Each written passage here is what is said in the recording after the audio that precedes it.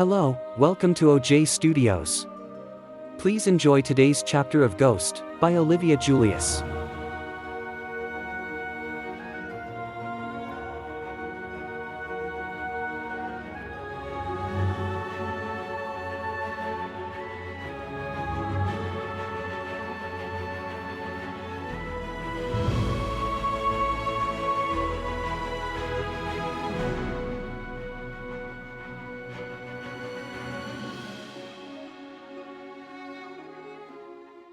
Alan's icy stare bore into me as he crossed his arms, the faint glow of the monitors casting sharp shadows across his face.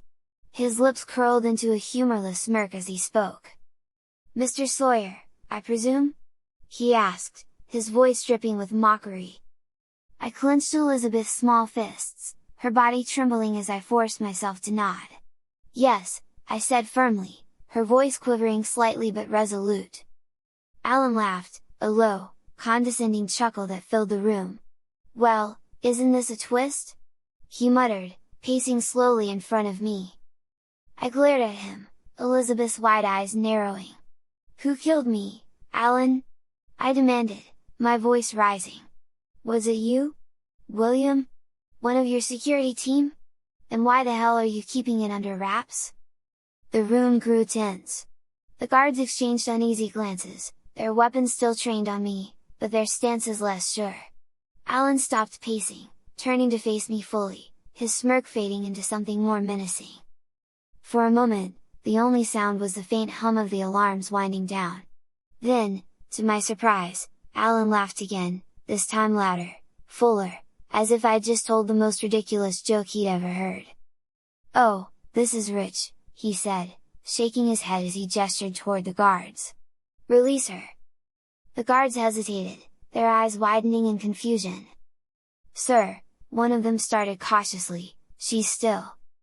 If you can't handle a weak 11-year-old girl's body, then I'm clearly paying you too much," Alan snapped, his tone sharp and commanding. "Now, unshackle her!" Reluctantly, the guard stepped forward, unlocking the heavy restraints on Elizabeth's wrists and ankles.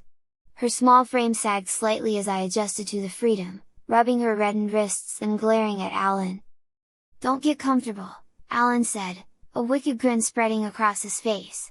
He pulled a small object from his pocket, a thin, sleek anklet with a faint green light glowing on its surface.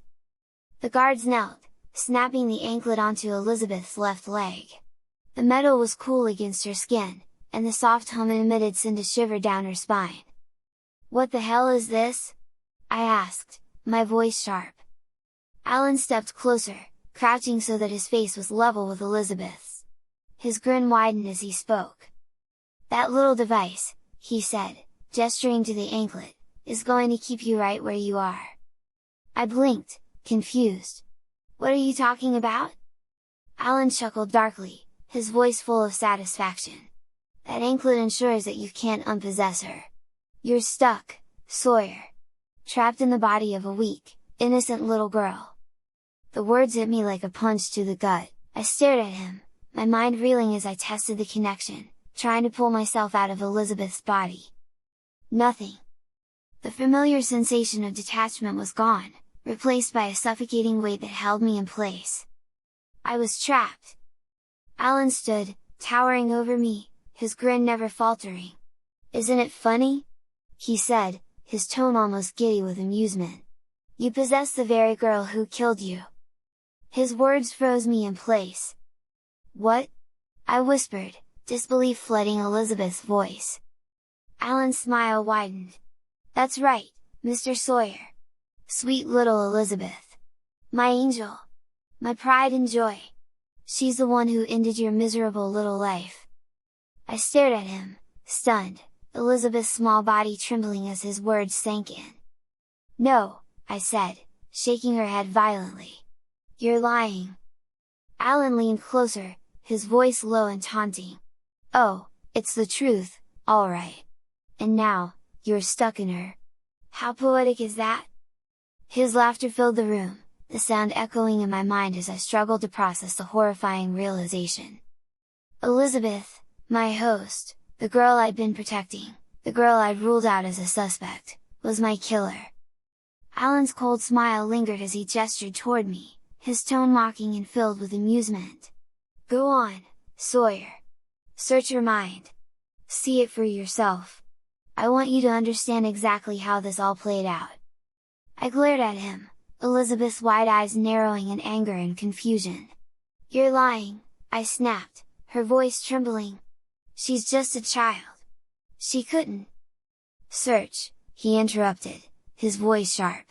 "See the truth, or don't. It makes no difference to me." His smug confidence made my stomach churn, but I had no choice. If there was even a chance he was telling the truth, I had to know. I closed Elizabeth's eyes and focused inward, reaching into the recesses of her mind. Her memories were bright and vivid, filled with childish innocence, playing with dolls, laughing at the dinner table, running through the gardens. But I pushed deeper, searching for something darker. Then I found it.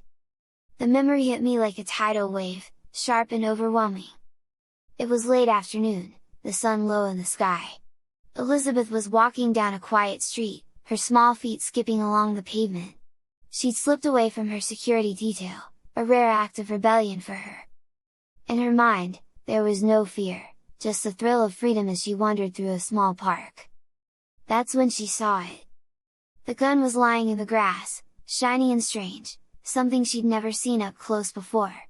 Her childlike curiosity took over, and she bent down to pick it up, her small hands wrapped around the cold metal, and she turned it over clumsily, not understanding what it was or how dangerous it could be. She held it backward, her finger brushing against the trigger. Then, a deafening bang! The sound echoed through the park, and Elizabeth froze, her hands trembling as she stared at the gun. She looked up, her wide, terrified eyes locking onto a man stumbling backward, his hands clutching his chest. Blood spread across his shirt as he fell to the ground, his face frozen in shock. It was me! The realization hit me like a sledgehammer, my mind reeling as the scene continued to unfold. Elizabeth dropped the gun, her small body shaking as she backed away. Before she could run, her security detail appeared, sprinting toward her. "Miss Elizabeth!" One of them yelled, his eyes widening as he saw the gun and the man on the ground. He grabbed her arm, pulling her close as he assessed the situation. His face darkened as he looked at the body, then back at Elizabeth. You didn't mean to, did you?" he asked quietly, his voice strained. Elizabeth shook her head violently, tears streaming down her face. I didn't know!" she sobbed. "I didn't know!" The security guard glanced around, his expression hardening as he picked up the gun and wiped it down with a cloth. He pulled out his phone, dialing a number. "This is Yates Security," he said briskly. "We have a situation. We need this cleaned up, now." Within minutes, more guards arrived, whisking Elizabeth away as the scene was meticulously erased. The gun disappeared, the blood was scrubbed from the pavement, and when the NYPD arrived, they were already prepared to follow orders. "Consider it handled," one of the guards said, slipping a thick envelope into an officer's hand. The memory faded, leaving me stunned and horrified. I opened Elizabeth's eyes, her small hands gripping the chair's armrests as I stared at Alan. You covered it up," I whispered, her voice shaking. Alan smirked, leaning against the edge of the desk. "Of course I did," he said smoothly. "You think I'd let my daughter's mistake ruin everything I've built? The cops were paid, the evidence destroyed, and the world kept turning. Just the way it should." I clenched her fists, anger boiling inside me. "She didn't mean to do it," I said, my voice rising. "She didn't even know what she was holding." Alan smirked it and wavered. "Intent doesn't matter, Sawyer. Outcomes do. And the outcome is this: you're dead, my daughter is safe, and everything else is irrelevant." I stared at him, my mind racing with disbelief, anger, and a bitter sense of irony. I'd spent all this time searching for my killer, only to find that it was an accident, a child's innocent mistake, covered up by a man who valued his power above all else. And now, I was trapped. Trapped in the body of the very girl who'd killed me. The realization that I was trapped in Elizabeth's body, the body of the girl who had accidentally killed me, left me feeling utterly defeated. But now, as I sat there pleading with Alan Yates, his cold, calculated smirk made it clear he had no intention of letting me off easily. "Please," I begged, Elizabeth's voice trembling as tears welled in her eyes. "Just let me go." Alan's smirk widened. "Oh, I'll let you go," he said smoothly, pulling a small, intricately designed porcelain doll from the desk. Its painted face smiled serenely, its rosy cheeks bright beneath glassy, unblinking eyes. "But you won't be leaving the way you think." I froze, staring at the doll as a sense of unease crept over me. Alan placed the doll next to Elizabeth on the desk and crossed his arms. "You're not the first ghost to possess my family," he began, his voice dripping with contempt. "They always think they're clever, always think they can get away with it. But they all make the same mistake, you're playing my game. And you'll lose." I opened Elizabeth's mouth to respond, but no words came out. "Come with me," Alan said, motioning to the guards. Reluctantly, I followed, her small legs moving stiffly as the guards flanked us. Alan led me down a long hallway, through a door I hadn't noticed before. The air grew colder as we descended a spiral staircase into a dimly lit basement. When we reached the bottom, my breath, or Elizabeth's, hitched. The room was filled with dolls. Dozens of them, all shapes and sizes, were scattered across the space. Some were porcelain, others cloth or plastic, their features frozen in eerie, lifeless smiles. But what made my skin crawl wasn't the dolls themselves, it was the way they moved. They weren't sitting still. They were walking. Slow, jerky movements brought them across the floor, their glassy eyes staring blankly ahead. Some of them turned their heads to look at us, their tiny limbs twitching as they moved closer. What is this?" I stammered, Elizabeth's voice barely above a whisper. "This," Alan said, gesturing around the room with a flourish, "is where ghosts like you end up. All of them came here thinking they could take my fortune, control my family, or use us for their unfinished business. And all of them failed. Now, they live out their pathetic existences in doll bodies." He turned back to me, his smirk returning as he held up the doll from earlier. "This one's for you." I stared at it, my mind racing. "No," I said, shaking Elizabeth's head violently. "I won't! You can't make me!" Alan's smile didn't waver. "Oh, I can," he said, his tone calm and almost amused. He nodded to the guards, who raised their weapons, aiming directly at Elizabeth's head. "Possess it," Alan ordered, his voice hardening. "Or I'll have her killed right here and now." My heart pounded, Elizabeth's heart, as I looked between the guards, Alan, and the doll. "You wouldn't," I said desperately, trying to call his bluff. Alan chuckled darkly. "I would! After all, I have 2 children. Losing one won't hurt my campaign too much. But you'll be trapped here forever." I looked at the doll, its serene face mocking me with its stillness. I didn't have a choice. With a deep breath, I closed Elizabeth's eyes and forced myself out of her body, the familiar sensation of detachment washing over me. For a brief moment, I was weightless again, free, until I felt the pull of the doll. It was stronger than I expected, like a magnet drawing me in. The moment I entered, a strange sensation overtook me. I opened my eyes, or what felt like my eyes, and saw the world from a much lower perspective. My limbs felt stiff and awkward, my movements jerky as I tried to stand. I was in the doll. Alan crouched down, his grin wide and satisfied as he looked at me. "There we go," he said, his tone almost cheerful. "You wear it well. Hope you don't mind, it's a girl doll." I tried to speak, but the sound that came out was strange and hollow, like a faint echo. Alan stood and turned to the guards. "Take her back to the doll room. Let her get acquainted with her new friends." The guard stepped forward, picking me up with rough hands. I struggled, but it was no use, my tiny, stiff body couldn't fight back. As they carried me into the room, the other dolls turned to look at me, their lifeless eyes somehow filled with a shared understanding. I had thought death was the end. But this was something far worse. I stumbled awkwardly in the doll's stiff body, the sensation of my tiny, fragile limbs jerking with every movement. The lacy dress swayed as I moved, its frilly hem brushing against the smooth white tights that now covered my legs. I glanced down, horrified at the sight of myself, porcelain hands, dainty shoes, and a dress that screamed innocence and fragility. I looked like a little girl's plaything, I thought bitterly, the reality of my situation sinking in. I scanned the room, surrounded by dozens of dolls that all looked more worn and neutral than I did. Many were dressed simply, some in overalls, others in plain dresses or even tattered rags. But me? I looked like the doll of a princess, a cursed, frilly princess.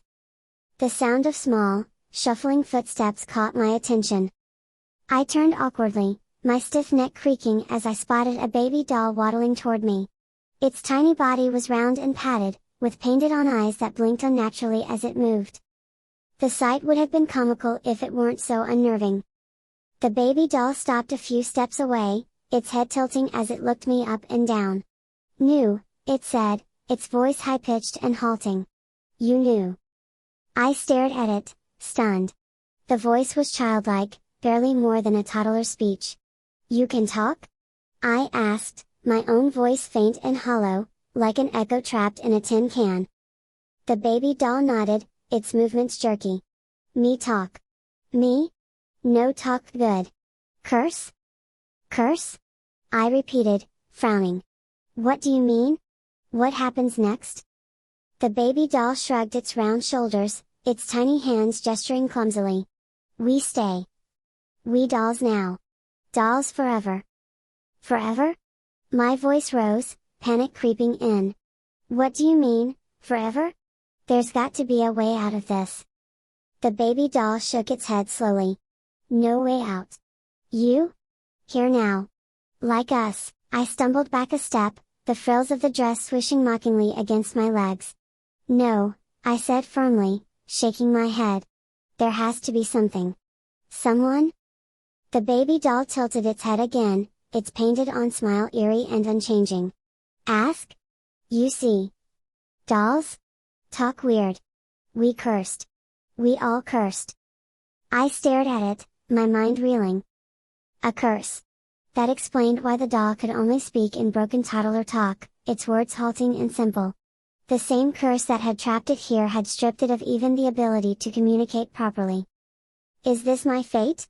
I wondered, glancing down at the lacy dress and tights that now adorned my tiny, porcelain body. To be stuck here, powerless and infantilized, surrounded by others like me, all of us ghosts, reduced to nothing more than playthings. I clenched my tiny porcelain fists, the smooth surface of my hands creaking faintly. This couldn't be the end. There had to be a way out. "Thanks," I muttered hollowly to the baby doll, though my gratitude was faint.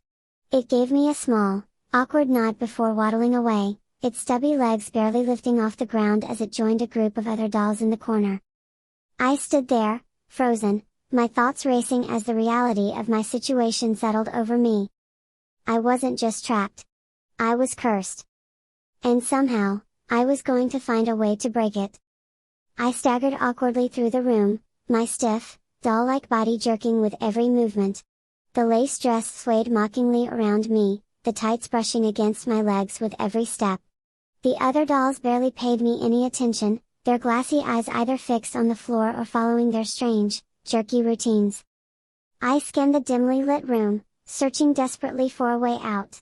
There had to be an exit, a crack, a vent, something. I wasn't going to spend eternity trapped in this ridiculous body, walking around a dungeon filled with cursed dolls. But every door was sealed shut, and the windows were barred. The walls were smooth stone, unyielding and cold, with no hidden crevices or weak points. Frustration boiled inside me. "This can't be it," I muttered, my hollow, tinny voice bouncing off the walls. "There's got to be a way out of here." I tried to move faster, to shake off the doll's clunky movements, but the stiff joints and awkward proportions made it impossible to run. I stumbled, nearly toppling over, and caught myself on a low shelf stacked with even more dolls. They stared at me, their expressions blank and lifeless. "Come on," I growled, slamming my porcelain fists against the shelf. The faint clink of my hands hitting the wood only deepened my frustration. I needed to do something. The world outside, Alan's world, was still turning. He was free, living his life, preparing his campaign for mayor, while I was stuck here. He would keep manipulating people, covering up crimes, and using his wealth to hide the truth. I thought about Elizabeth, about William, about everyone Alan had crushed under the weight of his ambitions. Someone had to stop him. Someone had to tell the world what he was doing. But I couldn't. I looked down at my tiny porcelain hands, clenching them tightly. I couldn't even open a door, let alone expose Alan's schemes. The idea hit me like a slap. If I can't escape this doll, I can unpossess it. I can go ghost again. Then I'll find another way, another body, another angle. With renewed determination, I closed my doll eyes and focused inward. I reached for that familiar sensation, the tug that always came when I left a body. Nothing? I tried again, concentrating harder, pushing with every ounce of willpower I had. Still nothing. It was like I was locked in, tethered to this tiny, fragile form with no way to leave. No, no, no, I muttered, panic creeping into my hollow voice. I clawed at the edges of my mind, trying to find some way to pull free, but the connection held fast. I was stuck. I slammed my tiny fists against the shelf again, the sound of porcelain hitting wood echoing in the room.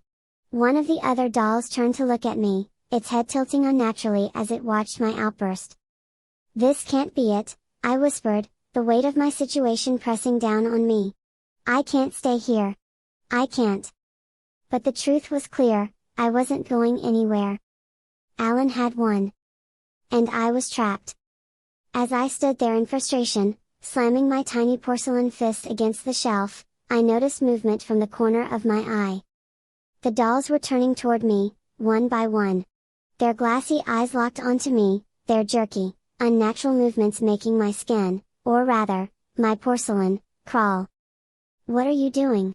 I asked, backing up awkwardly, my doll body stumbling against the shelf. None of them answered. They just kept coming, surrounding me in a slow, deliberate circle. Some were porcelain like me, their painted smiles fixed in place. Others were rag dolls with stitched eyes and floppy limbs. One was a wind-up toy, its key spinning slightly as it shuffled forward. "What do you want?" I demanded, my hollow voice tinged with panic. A pair of larger dolls grabbed my arms, their grip surprisingly strong despite their fragile appearances. I tried to pull free, but my tiny joints barely moved. "Hey! Let me go!" They didn't listen. The circle parted, and the dolls began dragging me toward the far side of the room. At the center of the dimly lit space sat a single doll, perched on a small wooden throne. It wasn't porcelain like me or plastic like some of the others, it was a rag doll, with a patchwork body and stitched features. Its button eyes gleamed faintly in the low light, and its stitched-on smile was slightly crooked, giving it an unsettlingly human expression. The other doll stopped a few feet away and released me, shoving me forward. "Who are you?" I asked, stumbling slightly as I steadied myself. The rag doll tilted its head, its button eyes studying me with unnerving intensity. When it spoke, its voice was low and gravelly, filled with bitterness and weariness. "My name," it said slowly, "is Alan Yates. The real Alan Yates." The words hit me like a brick. "What?" I asked, disbelief flooding my hollow voice. "That's not possible. I just saw you, I mean, him, upstairs. He's alive." The rag doll let out a bitter laugh, its stitched mouth twitching unnaturally. "Oh, I'm alive, all right. Alive in this." It gestured to its ragged body, its floppy arms swaying limply. "The person you just spoke to. The one you begged to let you go. He's not Alan Yates. He's a ghost, a parasite, just like you." I stared at him, my mind reeling. "That can't be true," I said, shaking my porcelain head. "You're lying." "I wish I were," the rag doll replied. "But it's the truth. Years ago, that thing possessed me, kicked me out of my own body, and took everything I'd built. My wealth, my power, my family, it's all his now. And he's been doing it for decades. The room felt colder as the rag doll continued, its gravelly voice filled with anger. He's perfected it. He uses his fortune to trap ghosts like us, to protect himself from anyone who might try to do to him what he did to me. I staggered back, the weight of his words settling over me. How? Oh. How is that possible? I asked, my voice barely a whisper. The rag doll's button eyes fixed on me. It's possible because he's ruthless. He doesn't care who he destroys, who he traps, or how many lives he ruins. He'll do whatever it takes to keep his position. I shook my head, still trying to process the revelation. So, oh. He's not human. He's a ghost in a stolen body. That's right, the rag doll said, its tone bitter. And now, thanks to him, you're stuck here with the rest of us. Another lost soul, trapped in a doll's body, while he continues to play his game. The other dolls stood silently around us, their unblinking eyes watching me. My mind raced as I tried to piece everything together.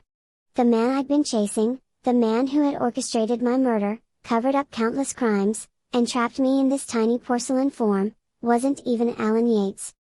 He was a ghost, and now, I was just another victim in his twisted game. The rag doll shifted slightly on its wooden throne, its floppy arms draping awkwardly over the sides. Its stitched smile twitched, and its gravelly voice grew softer, filled with bitterness and pain.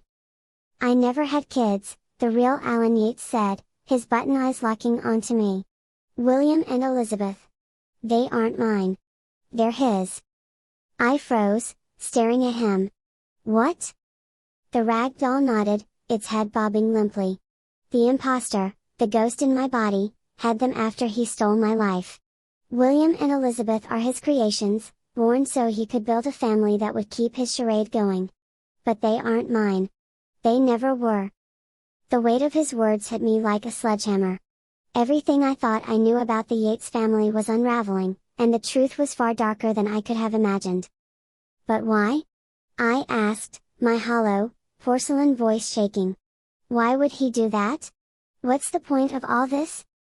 The real Alan leaned forward, his button eyes gleaming faintly in the dim light. Because it's his way of ensuring his legacy. His immortality.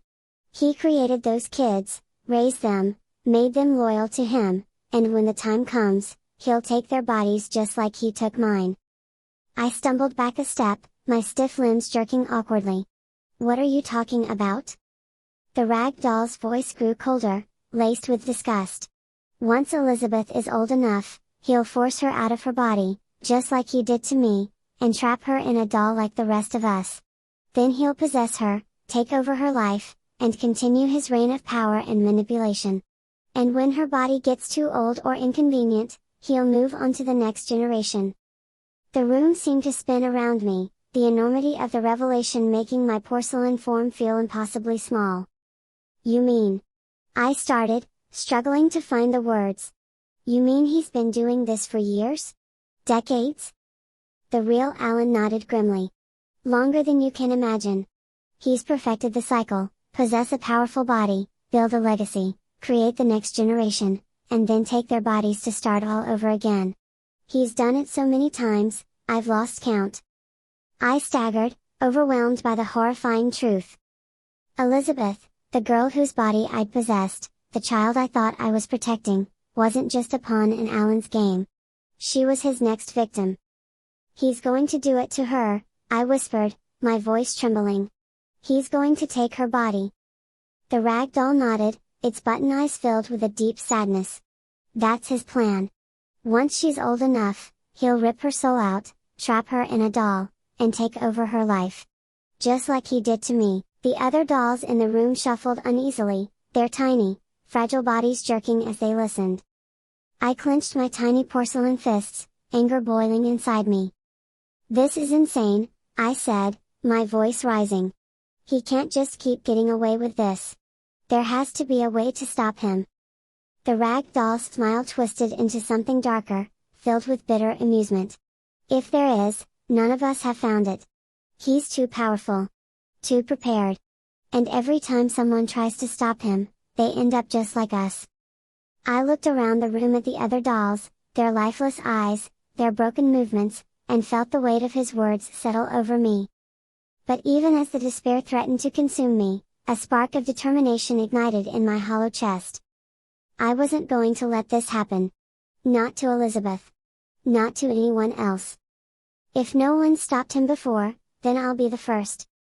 I turned away from the rag doll, the real Alan Yates, and the crowd of lifeless eyes that stared at me from every corner of the room.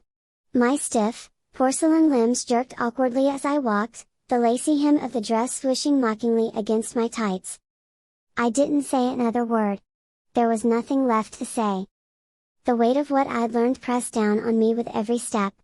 Elizabeth wasn't just an innocent kid caught up in her father's schemes, she was his next target. And unless I did something, she'd end up just like the rest of us, trapped in a doll, discarded and forgotten. But how? How could I stop someone who had been perfecting this game for decades? Someone who had outmaneuvered every ghost that had ever tried to take him down? I didn't have an answer. The dim hallway stretched ahead of me, and for a moment, the only sound was the faint creak of my tiny joints as I walked. Then I heard the soft patter-patter of footsteps behind me. I turned, my movements slow and clunky, and saw the baby doll waddling toward me. Its round, padded body swayed awkwardly with each step, and its painted smile seemed almost sympathetic as it caught up to me. "What do you want?"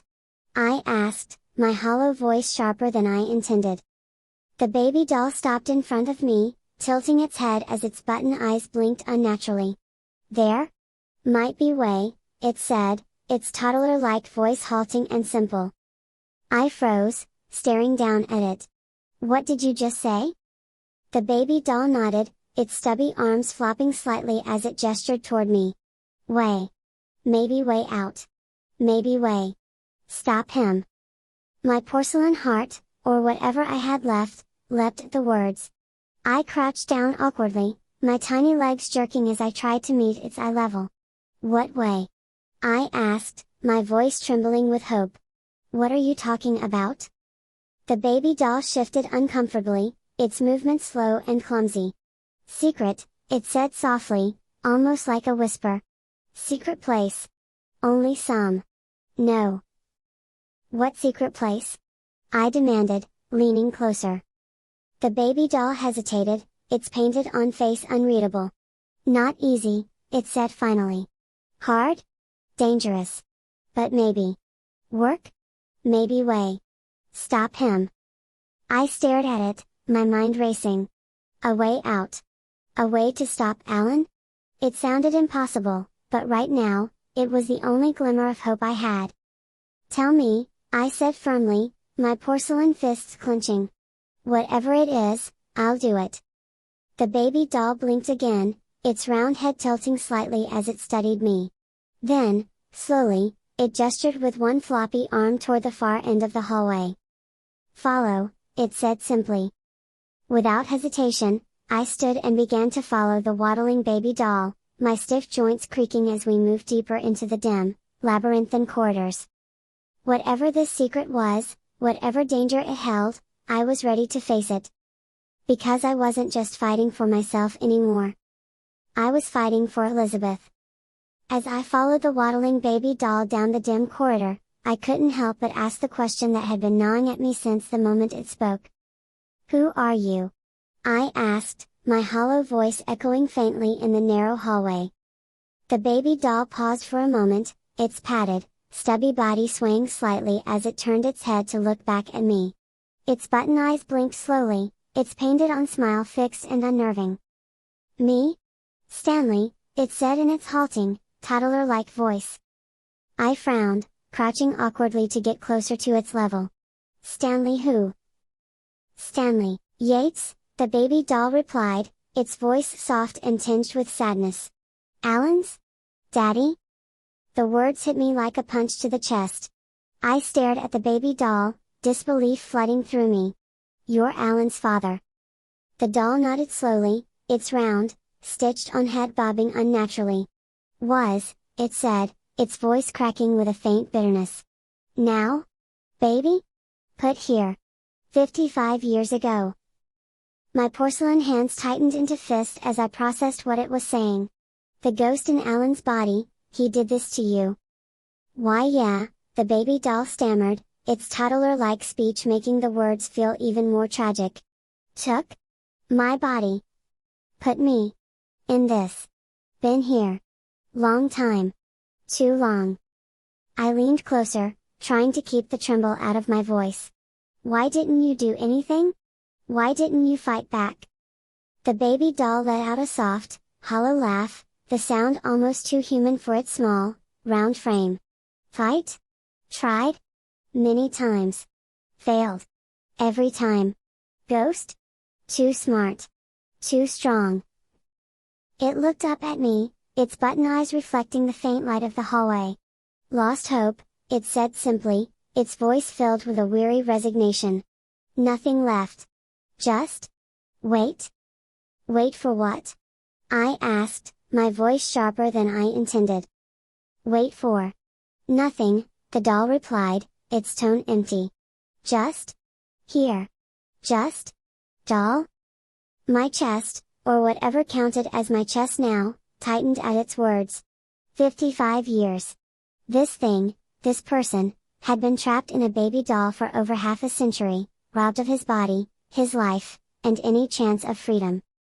And now, I was in the same position. But I wasn't going to accept it. Well, I'm not waiting, I said firmly, standing back up and looking down at him. I don't care how long it's been or how strong he is, I'm not staying here. And I'm not letting him do this to Elizabeth. The baby doll tilted its head, its stitched mouth twitching slightly. Brave, it said softly. But hard? Very hard. I don't care, I shot back. If there's a way out, if there's a way to stop him, I'm going to find it. Even if you've given up, I haven't. The baby doll stared at me for a long moment, its tiny, padded hands hanging limply at its sides. Then it turned back toward the hallway, gesturing for me to follow. Come, it said simply, its voice quieter now. Secret. Ahead?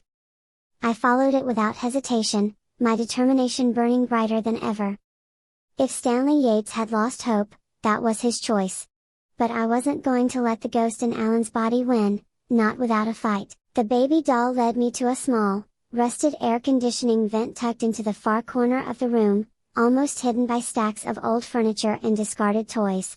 Its round, padded body waddled awkwardly as it moved, the jerky swaying of its limbs nearly making me lose focus on the seriousness of what it was saying. Here, the baby doll said, gesturing toward the vent with one stubby arm. Vent. You? Go. I crouched down, my porcelain knees creaking as I inspected the vent. The slats were wide enough for something small to squeeze through, though the edges were caked with grime and dust. I frowned, turning to the baby doll. Why don't you go? You found it, didn't you? The baby doll tilted its head, its stitched mouth twitching faintly.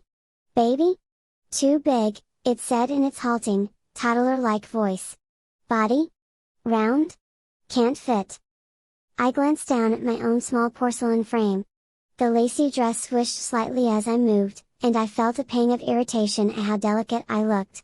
Still, it was true, I'd probably fit where the baby doll couldn't. The baby doll continued, its tone quieter now. Real Alan. No like anyone. Near vent. He say. No one leave. No one go up. He? Mad if he know. I stared at the vent, a mix of hope and hesitation swirling in my mind.